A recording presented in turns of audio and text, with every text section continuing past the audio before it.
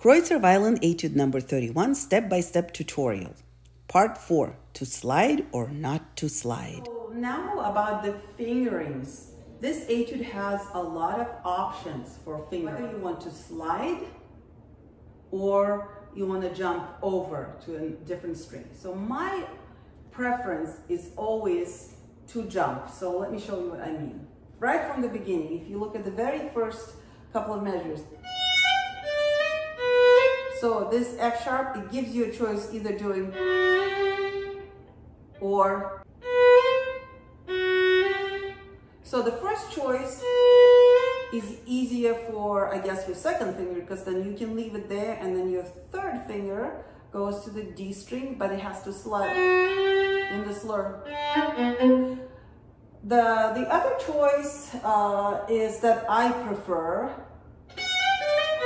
You have to jump with the second finger.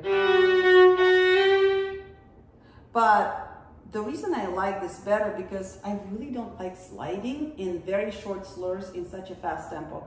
So I feel that if I can help and not slide, it will always make the final result much more clear to me. However, it's a very personal thing, because it all depends on your left hand natural predisposition. You know, people are different. So some people are better at sliding, some people are better at jumping. But let me just show you how I use the slurs to help me move my finger between those slurs.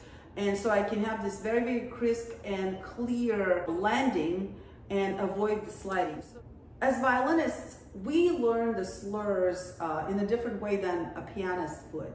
Now, if you've ever seen piano music, you see that pianists have plenty of slurs in their music, yet they don't have bows. So what's the deal there? Well, the deal is that a slur, technically for musicians, most of the musical world, the slur, first and foremost, is an indication of phrasing, of grouping the notes together, and also of which notes are more important and which are less important, melodically speaking. However, as violinists, we kind of tend to forget that meaning of a slur, because for us, the first and foremost meaning of a slur is the technical. That means two notes are in the same directions of in the same direction of the same bow, right? So with that in mind, I want you to look at the slurs and now think of them as a pianist. A pianist, if they see these slurs, they would do something like this. You see how they would make sure they wouldn't play it like this. See, for a pianist, the minute he sees the slurs like this, he starts kind of thinking in pairs. And normally he will lighten up the second note of the slur so you can make that little breath. Now, this is very exaggerated, but I'm just making a point. So this is how I tend to see slurs too.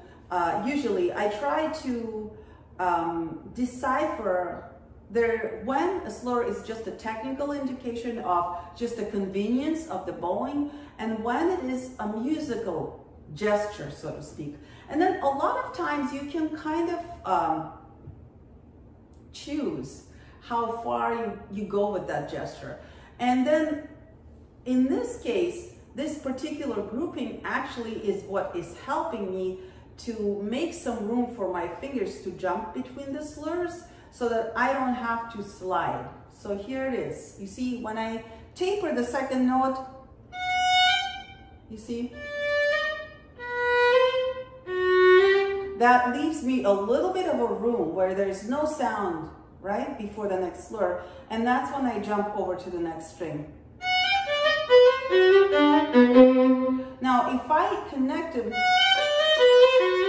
it becomes much harder, much more work, right? So, and I feel like as far as the musical impression of this etude, it definitely makes it much more interested if you adhere to that little phrasing. Plus, naturally, you probably will do that anyway. So this is my take on these fingerings when they're not sliding. However, there is a couple of spots where I absolutely slide, and you can figure it out by watching my tutorial. Now, the second option, it's totally legit, is the sliding. And it's totally fine, as long as just make sure, keep in mind that you will end up having very little time for those slides, right? And we don't want them to sound like a slide. So you will have to figure out a way of being very light with your fingers so that when you're sliding, we don't hear that really fat glissando every time. Because if there's too many of those slides that are audible and being heard, then it makes the whole performance makes a little bit of a messy impression of the performance, even if it's not, okay? So I think this is basically all that I have about the fingerings here but it's a very important matter here to slide or not to slide. Now, you can definitely mix and match.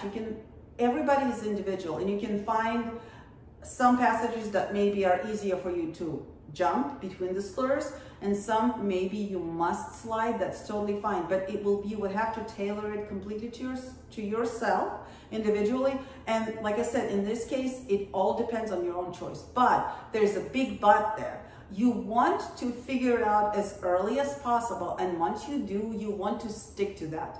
So what I would do, once you've picked out the fingerings you want, I would cross out any other fingerings or really underline, emphasize the fingerings you decided to do, and just do that all the time, right? Make sure you're not constantly switching between one or the other's choice, because that will wreak havoc on your brain and on your learning experience, and it's going to make it very, very long for you to figure out and to get to the point where you feel very confident and you're not making those annoying little tiny mistakes, right? Where you have to stop and start over.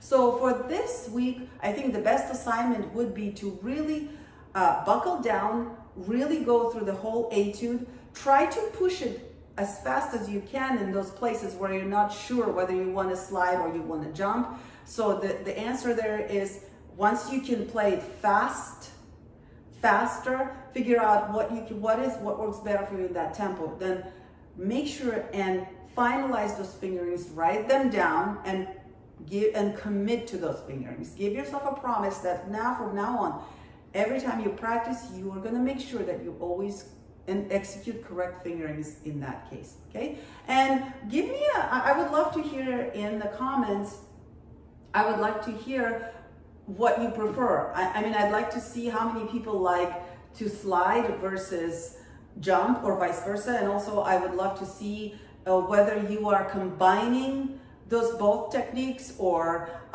maybe which particular parts that you feel that work better as jump versus slide, or vice versa. Well, for now, have an awesome week and make sure practice on.